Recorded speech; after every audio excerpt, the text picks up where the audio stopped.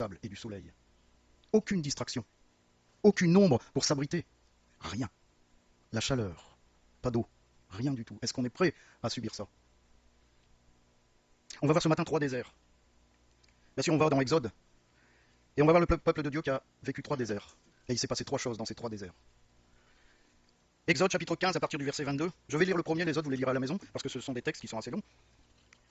Exode 15, chapitre 22 à 27. Moïse fit partir Israël de la mer Rouge. Ils prirent la direction du désert de Chour. Et, après 3 journées de marche dans le désert, ils ne trouvèrent point d'eau. Ils arrivèrent à Mara. Mais ils ne purent boire l'eau de Mara, parce qu'elle était amère. C'est pourquoi ce lieu fut appelé Mara. Le peuple murmura contre Moïse en disant: Que boirons-nous? Moïse cria à l'Éternel, et l'Éternel lui indiqua un bois qu'il jeta dans l'eau, et l'eau devint douce. Ce fut là que l'Éternel donna au peuple des lois et des ordonnances. Et ce fut là qu'il le mit à l'épreuve. Il dit, et c'est encore vrai aujourd'hui pour chacun d'entre nous: si tu écoutes attentivement la voix de l'Éternel ton Dieu, si tu fais ce qui est droit à ses yeux, si tu prêtes l'oreille à ses commandements et si tu observes toutes ses lois, je ne te frapperai d'aucune maladie dont j'ai frappé les Égyptiens. Car je suis l'Éternel qui te guérit. Le verset 27, il est magnifique. Parce qu'après l'épreuve vient la bénédiction. On en parlera après. Ils arrivèrent à Élim où il y avait 12 sources d'eau et 70 palmiers. Ils campèrent là, près de l'eau. Quand Israël a quitté l'Égypte, on a dénombré 600 000 hommes en capacité de porter une arme. Exactement, il y en avait 603 550. On trouve ce verset en Nombre 2, verset 32. Tels sont ceux des enfants d'Israël dont on fit le dénombrement. Selon les maisons de leurs pères, tous ceux dont on fit le dénombrement et qui formèrent les camps selon leur corps d'armée furent 603 550 hommes. En réalité, quand on englobe les femmes et les enfants, ils étaient un peu plus de 2 millions. Vous imaginez? 2 millions de personnes. Alors le premier désert, c'est celui de Chour. Après 3 jours de marche, et après avoir traversé la mer de Roseau, ils arrivent à Mara, les eaux amères. Et peut-être ils avaient comparé ça à cette magnifique eau qu'ils avaient connue en Égypte, cette eau douce. Donc ils avaient déjà ça dans leur tête. C'était mieux avant. Alors la question qu'on pourrait se poser, mais pourquoi Dieu a-t-il emmené son peuple dans le désert? Il le sort de l'esclavage, et il l'emmène dans un désert. Mais je comprends pas. Je t'ai dit que je t'aimais. Et aujourd'hui tu me laisses subir ces choses. Voilà peut-être ce qu'on dirait. Le peuple marchait sur le chemin qui avait été tracé par Dieu. On se rappelle de la nuée, on se rappelle des flammes qui guidaient le peuple. Et l'arrivée aux eaux amères est l'image de l'épreuve qui va arriver. Les difficultés que va traverser ce peuple. Difficultés nécessaires et voulues par Dieu pour son éducation et non son châtiment. Donc c'est quelque chose qui était voulu par Dieu. Souvent les gens accusent le malin, oui mais c'est le malin qui... Et on oublie très souvent que c'est souvent Dieu qui nous forme, qui nous fait traverser ces choses. Et là c'est le début de plusieurs expériences que va vivre le peuple. Parce que le peuple avait besoin d'être formé, le peuple avait besoin de changer sa mentalité. Pourquoi? Parce que Dieu connaissait son peuple, comme il nous connaît chacun ce matin. Ne vous inquiétez pas, que vous soyez depuis 60 ans dans une église ou depuis 2 jours, Dieu nous connaît aussi bien. Il veut amener son peuple à lui faire confiance, à ne regarder qu'aux choses d'en haut et pas aux choses d'en bas qui périssent. Il voulait couper avec ce que le peuple avait connu en Égypte, qui peut-être leur semblait bonnes ces choses, parce qu'ils avaient tout, on le verra plus tard, ils avaient la viande à portée de main, ils avaient tout. Mais ils étaient esclaves. Aujourd'hui, chacun d'entre nous on a tout, mais on est esclave de quoi? Qu'est-ce qui nous a fait tomber? En 2 Pierre chapitre 2 verset 19, ils leur promettent la liberté quand ils sont eux-mêmes esclaves de la corruption, car chacun est esclave de ce qui a triomphé de lui. Le monde attire, le malin attire. L'esclavage n'est pas simplement le fait d'appartenir à quelqu'un, mais l'esclavage est d'avoir sa volonté dominée par une personne, par une idée ou une substance. La drogue, le tabac, l'alcool. De quoi nous sommes-nous esclaves ce matin? On doit considérer que lorsqu'on traverse ces choses amères, ces choses qui sont dures à avaler, et peut-être qu'on ne veut même pas avaler, parce qu'on prie Dieu, Seigneur, viens-moi en aide, et pourtant ça continue. Le peuple de Dieu était dedans, dans ces choses. Il avait face à lui ces eaux amères, il ne pouvait rien faire, même pas boire. Dieu voulait en fin de compte que ce peuple se détache complètement des choses qu'il avait connues. Il avait connu de bonnes choses en Égypte, malgré l'esclavage, il avait tout. Et on le voit tout de suite, ils étaient attirés par ce qu'ils venaient de connaître, de sortir. Et en 2 Pierre, vous trouvez ce verset qui dit que le chien revient toujours à ce qu'il a vomi. Si on n'est pas accroché à Dieu, on retourne à ce qu'on a vomi. C'est pour ça que de nous-mêmes, on est incapable de se former. S'il n'y a pas la présence de Dieu dans notre vie, on est incapable de vivre une foi profonde. Il voulait tout couper en fin de compte. Il voulait un peuple nouveau, Dieu. Il fallait obligatoirement le faire passer par ces épreuves, sinon il aurait continué à être le même. Et souvent, malheureusement, c'est nous-mêmes qui nous faisons tomber dans l'esclavage. C'est nous-mêmes. C'est pas le voisin, c'est pas le monde, c'est nous-mêmes. Parce qu'on ne sait pas faire un choix. En Romains chapitre 6, verset 16, ne savez-vous pas qu'en vous livrant à quelqu'un comme esclave pour lui obéir, ou à quelque chose comme esclave pour obéir, vous êtes esclave de celui à qui vous obéissez, soit du péché qui conduit à la mort, soit de l'obéissance qui conduit à la justice. Alors il faut accepter l'épreuve. Accepter l'épreuve des eaux amères dans notre vie. Buvez un verre d'eau salée, vous allez voir. Essayez déjà de le boire. Acceptons ces eaux amères, il faut se tourner vers le Seigneur. Pour recevoir l'eau de vie, l'Esprit de Dieu, la bonne eau. Et l'image que donne ce passage, l'image du bois qui est lancé dans l'eau par Moïse, et qui va adoucir miraculeusement l'eau, c'est l'expérience de la croix de Christ dans ta vie. Que celui qui veut me suivre porte sa croix. Qu'est-ce que ça veut dire?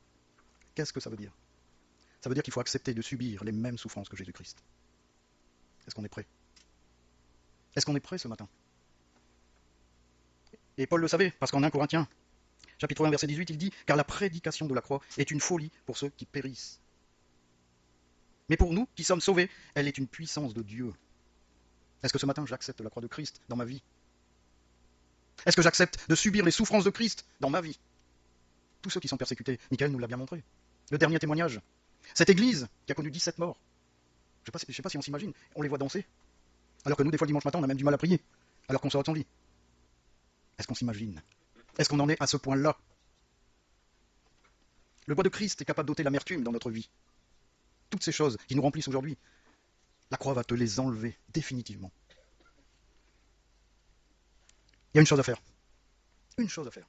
C'est accepter et considérer que l'épreuve qu'on subit actuellement, c'est la volonté de Dieu. Parce qu'il va y avoir des bénédictions après. De grandes bénédictions. Et je vous avais lu le verset 27. Ils ont connu ces eaux amères imbuvables, ils avaient soif. Ils arrivèrent à Élim où il y avait 12 sources d'eau pure. 12 sources. Et 70 palmiers. Je ne sais pas si vous avez vu la première image du désert. La fraîcheur que ça produit, ces palmiers. C'est ça les bénédictions de Dieu. Le deuxième désert qu'a connu les Israélites, et là vous irez le lire, c'est le chapitre 16, du verset 1 à 22, très connu. C'est celui des cailles et de la manne. Comment? Exode, toujours dans Exode. Quittant le désert de Chour, les Israélites entrèrent un mois plus tard dans le désert de Sin, entre Élim et Sinaï. Comme le voyage déjà duré depuis un moment, qu'est-ce qui s'est passé? Le pain, il a manqué. Ils avaient épuisé leurs ressources en pain. Qu'est-ce qu'a fait le peuple de Dieu? J'ai l'impression qu'on est tous pareils. Dès qu'il y a quelque chose, le petit grain de sable dans notre vie, on commence à dire à Dieu, mais écoute, j'en ai marre, pourquoi tu me laisses ça dans ma vie? Je suis un bon chrétien, je vais à l'église tous les dimanches. Le peuple murmura à nouveau contre Moïse. Incroyable. Il y a le petit truc. Pourtant, vous imaginez quand vous lisez les chapitres avant, quand on voit à quel point ce peuple a été aidé miraculeusement par Dieu. Et là, il venait de faire un miracle avec les eaux amères. Il connaît à nouveau un manque de pain. Il y en a ras-le-bol. Ça fait déjà 2 fois que je subis des choses, j'en ai ras-le-bol. Pourquoi tu fais ça? Pourtant je fais ça. Pourtant je te suis. C'est ce que ce peuple était en train de dire. Mais pourquoi tu nous emmenais dans le désert pour nous faire mourir? Et on va voir que ça va loin. Exode 16, verset 3. Les enfants d'Israël leur dirent: que ne sommes-nous morts par la main de l'Éternel dans le pays d'Égypte? Quand nous étions assis près des pots de viande, on avait l'opulence en Égypte. On était esclaves, mais on avait l'opulence. Quand nous mangions du pain à satiété, car vous nous avez menés dans ce désert pour faire mourir de faim toute cette multitude. Non mais vous imaginez? J'étais un pécheur invétéré. Tu m'as sauvé, mais regarde dans quel état tu me mets aujourd'hui, c'est pas bien. Est-ce qu'on s'est déjà plaint comme ça? C'est pas normal ce qui m'arrive. C'est ce que le peuple est en train de faire. Ils sont en train de pleurer sur les pots de viande qu'ils avaient en Égypte. Alors qu'ils ont oublié dans quel état ils étaient à côté du pot de viande. Ils étaient esclaves. Aujourd'hui ils sont libres, complètement libres, mais ils pleurent pour un pot de viande. Alors qu'ils connaissent la puissance de Dieu. Ils ont oublié leur horrible situation connue en Égypte. Combien de fois on a oublié notre horrible position qu'on avait devant Dieu avant? Combien de fois? Ils pensaient qu'à la nourriture et à manger. Quel que soit leur état. On préférait retourner dans l'esclavage et manger, que être dans le jeûne et connaître Dieu. Nombre 11, verset 5. Nous nous souvenons des poissons que nous mangions en Égypte, et qui ne nous coûtaient rien. Des concombres, des melons, des poireaux, des oignons et des os. Un ail des os. C'est incroyable d'en arriver à ça. Pensez à l'opulence qu'on a connue. Parce que Dieu nous a emmenés dans un désert. Parce que Dieu nous fait connaître l'épreuve. Ils ont même critiqué les motivations de Moïse. pourquoi tu nous as fait venir ici pour nous faire mourir? Pourquoi tu m'as fait connaître cette position de chrétien sauvé pour m'amener aujourd'hui dans cette épreuve? Pourquoi? Je comprends pas. Pourtant je suis aussi bon que les autres. Je préférais avant, où j'avais tout, j'étais libre. Mais mort. Et comme leur plainte au sujet de l'eau amère, l'Éternel a répondu de suite. Et ça c'est magnifique. C'est là où on oublie souvent l'amour de Dieu, la considération de Dieu pour chacun d'entre nous. Dieu a répondu avec le pain du ciel. Il n'a pas pourvu avec des choses d'en bas. Vous savez, il n'a pas amené d'un seul coup des pains qui ont poussé sur des arbres. Il a fait tomber les choses d'en haut, sur le peuple. Est-ce qu'il y a quelque chose d'en haut qui vous est tombé dessus un jour? Que vous avez ramassé? On en viendra à ça après. Il a fait tomber sur eux la manne. Vous savez ce que ça veut dire, la manne? Qu'est-ce que cela? C'est quoi ce truc par terre? Ça ressemblait comme de l'orge. C'était craquant, c'était avec goût de miel, c'était blanc, c'était couvert, ça couvrait complètement le sol. L'Éternel a ordonné d'en ramasser un homère, ça veut dire à peu près 2 litres, par personne. Alors écoutez, pendant 5 jours, il devait en ramasser un homère. Le 6e jour, 2 homères. Pourquoi? Parce qu'il y avait le 7e jour, le jour du repos, que l'Éternel voulait par-dessus tout respecter. Et on oublie souvent dans l'opulence, voulue par Dieu, que Dieu respecte toute chose, surtout ce qu'il a dit. Et des fois, quand il nous demande des choses, même dans l'opulence, on panique, alors que c'est voulu par Dieu. Pendant 6 jours, la manne fut trouvée tous les matins. Tous les matins, les Israélites sortaient de leur temple, ils ramassaient 2 homères. Et rien de 7e, sauf qu'il y a des Israélites plus malins que les autres, manquant totalement de foi. Qu'est-ce qu'ils ont fait? Ils sont sortis sans les voir. Il n'y avait absolument rien. Rien du tout. Quand l'Éternel a décidé de nous donner à manger, il nous donne à manger. Selon sa parole, pas selon nos envies. Ça représente en fin de compte un acte de fidélité majeur de Dieu à l'égard de son peuple. Il pourvoit à tous les besoins. Et l'Éternel a demandé à Moïse de faire quelque chose. Il a dit, tu en prends un homère, tu le mets dans un vase, et tu le mettras devant le témoignage pour les générations futures. Ce que je t'ai donné, garde-le précieusement. C'est ce que l'Éternel vous dit ce matin. Ce que je t'ai donné, garde-le précieusement. Que ce soit pour ta vie un témoignage. Exode 16. 33-34, et Moïse dit à Aaron, prends un vase, mets-y de la manne plein, un homère, et dépose-le devant l'Éternel, afin qu'il soit conservé pour vos descendants, suivant l'ordre donné par l'Éternel à Moïse. Aaron le déposa devant le témoignage, afin qu'il fût conservé. Tous les matins, on a besoin de se lever pour ramasser ce que l'Éternel nous donne. Est-ce que je me lève pour ramasser ce que l'Éternel me donne tous les matins? Ou est-ce que je vaque à mes occupations, mon esclavage? Christ se donne à nous sans réserve, sans réserve. L'expérience de la manne nous prouve que nous recevons de lui que ce que nous nous approprions par la foi. Par la foi, il n'y a rien d'autre qui peut nous être donné. Dieu avait dit qu'il donnerait la manne pendant 6 jours. Il fallait avoir foi au peuple de dire je ramasserai pendant 6 jours parce que je sais que le 7e, il n'y aura rien. Et pourtant, il y a quand même des gens qui se sont levés. Est-ce qu'on est parfois comme ça dans nos vies? Ou malgré qu'on sait que l'Éternel est toujours près de nous, on n'a pas des doutes dans nos vies, on va quand même essayer de, comme Balaam, à trouver des chemins sinueux dans nos vies. Donc les Israélites sont sortis le 7e jour et n'ont absolument rien trouvé. Et en Jean 6, 33-37, car le pain de Dieu, c'est celui qui descend du ciel et qui donne la vie. Ils lui dirent, Seigneur, donne-nous toujours ce pain. L'erreur, elle est là. Donne-nous toujours ce pain. Les disciples avaient la manne en tête. Jésus leur dit, je suis le pain de vie. Celui qui vient à moi n'aura jamais faim. Et celui qui croit en moi n'aura jamais soif. Mais je vous l'ai dit, vous m'avez vu et vous ne me croyez point. Tous ceux que le Père me donne viendront à moi, et je ne mettrai pas dehors celui qui vient à moi. Dieu est la source de toute vie. Et Jésus a la vie en lui-même. On ne pouvait pas être sans citer Jean, chapitre 1, verset 1 à 4. Au commencement était la parole, et la parole était avec Dieu, et la parole était Dieu. Elle était au commencement avec Dieu. Toutes les choses ont été faites par elle. Et rien de ce qui a été fait n'a été fait sans elle. En elle était la vie, et la vie était la lumière des hommes. Jésus était le Logos, le véritable pain de vie.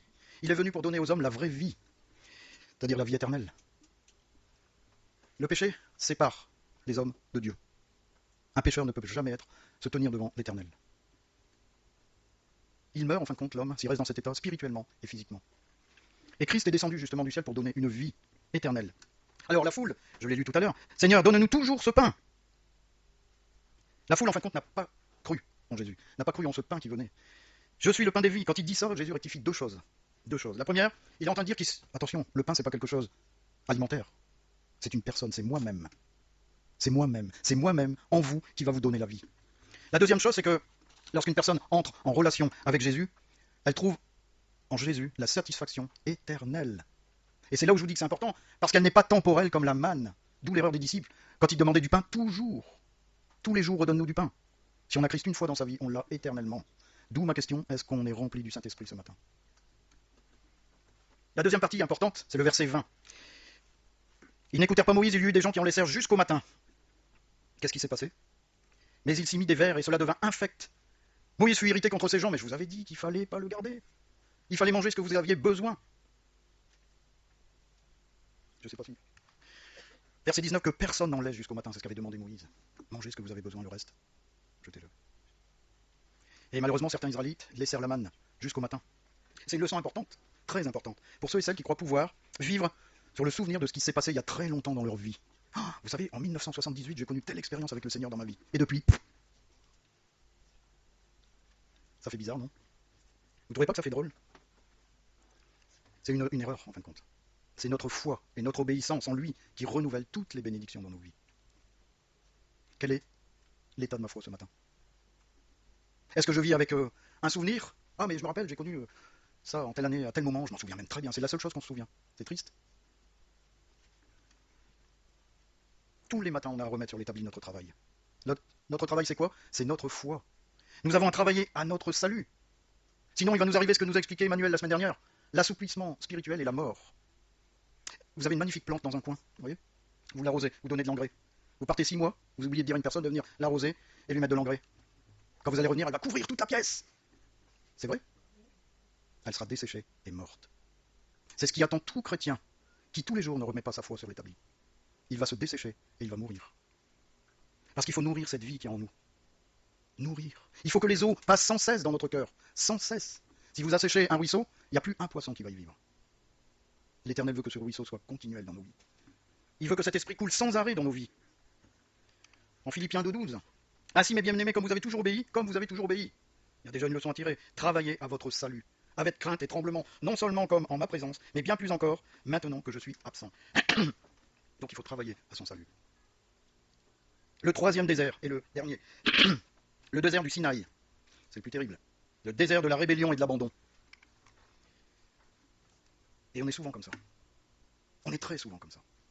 Le peuple, voyant que Moïse tardait à descendre de la montagne, s'assembla autour d'Aaron et lui dit: allons, faisons-nous un Dieu qui marche devant nous, car ce Moïse, ce machin-là, qui nous a emmenés dans le désert, cet homme qui nous a fait sortir du pays d'Égypte, nous ne savons ce qu'il est devenu.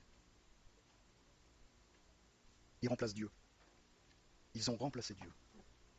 Ils étaient 40 jours sans nouvelles, ils ont remplacé Dieu. Comment on est lorsque Dieu ne nous parle pas? Parce que Dieu peut parfaitement vous faire connaître cette expérience de ne pas vous parler. Est-ce que vous allez supplier l'Éternel? Ou alors est-ce que vous allez dire, après tout, et retourner en Égypte? C'est ce qu'a fait le peuple. Moïse, en fin de compte, remportait un triomphe spirituel magnifique. Magnifique. Je vous rappelle que quand il est descendu de la montagne, il a dû mettre un voile. Et le peuple de Dieu, qu'est-ce qu'il a fait? Il a glorifié le Seigneur, il est monté spirituellement incroyable. C'est faux. Il est tombé au plus bas spirituellement. Et c'est ce qui nous prend au nez. C'est ce qui nous prend au nez, tomber spirituellement bas, parce qu'on a l'impression que Dieu ne nous parle plus. Alors que même dans les œuvres de la création, Dieu nous parle. Mais on ne voit plus. On n'entend plus. On n'a plus les oreilles et les yeux spirituels pour voir et entendre. Alors on va se construire un Dieu. Dieu, mon idole. Paul avait dit une fois, une idole c'est quoi? Une image. On se fait de Dieu une image. Complètement fausse. Pourtant, à de nombreuses occasions, le peuple avait vu Dieu agir avec puissance. Il venait, vous voyez, il venait d'avoir eu la manne et l'écaille. Il avait connu le fait que les eaux amères avaient été changées en eau douce, et pourtant, ils vont se faire un veau d'or.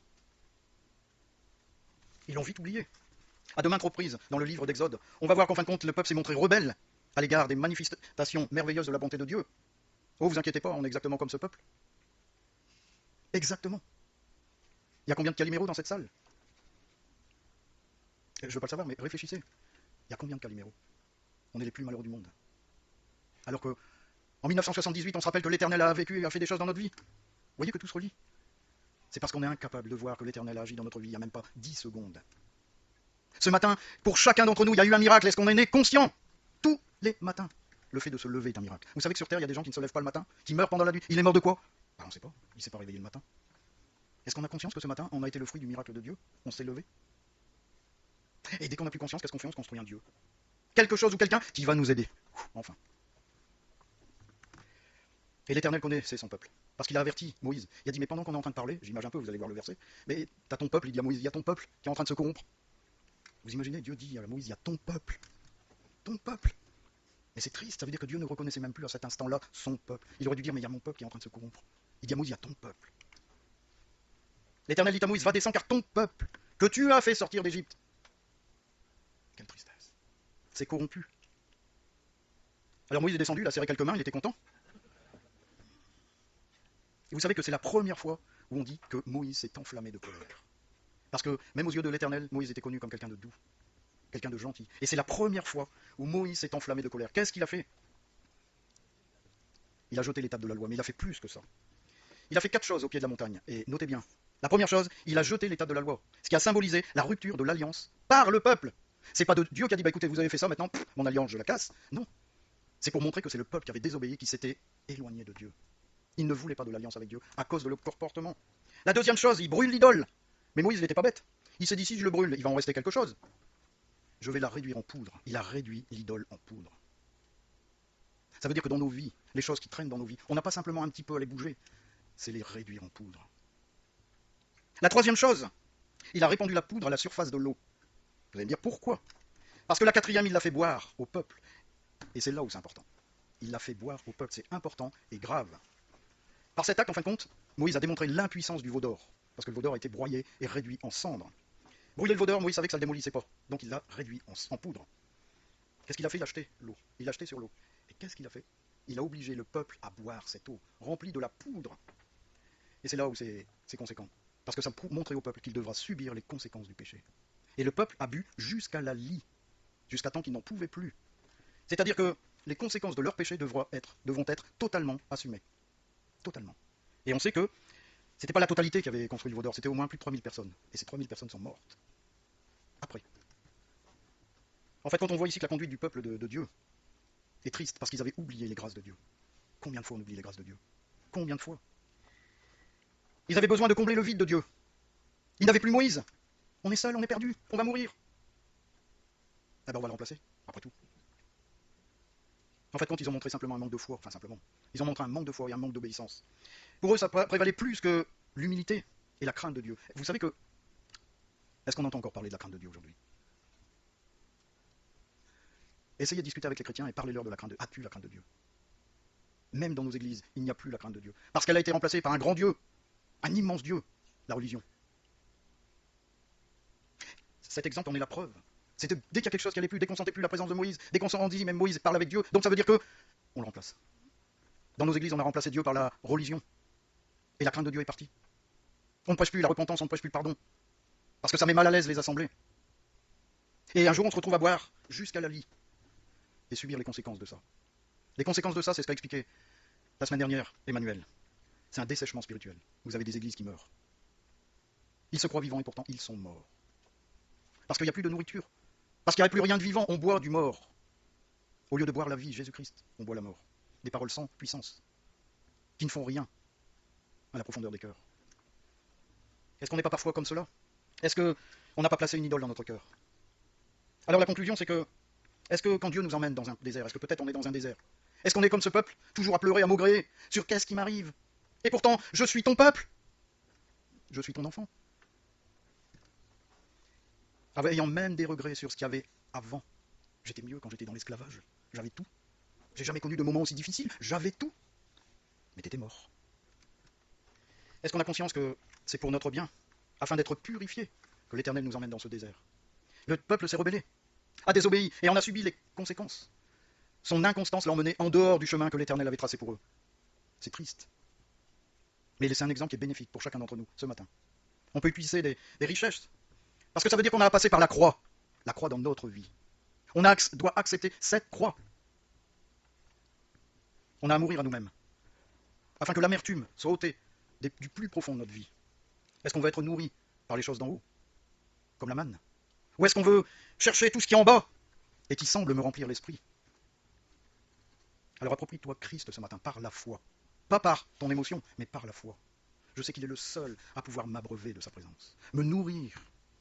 Il est le pain de vie. Et si tu vas à lui ce matin, tu n'auras jamais plus faim, ni soif.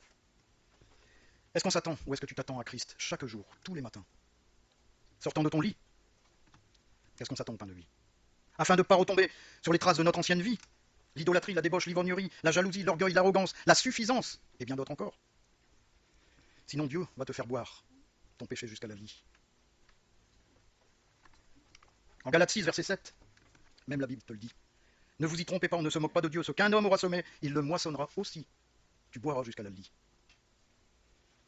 Mais gloire à Dieu, il te reste un espoir ce matin, parce que tu n'as pas encore franchi les portes de l'enfer. Il te suffit de faire demi-tour ce matin, de t'humilier, de reconnaître que c'est Dieu qui te guide.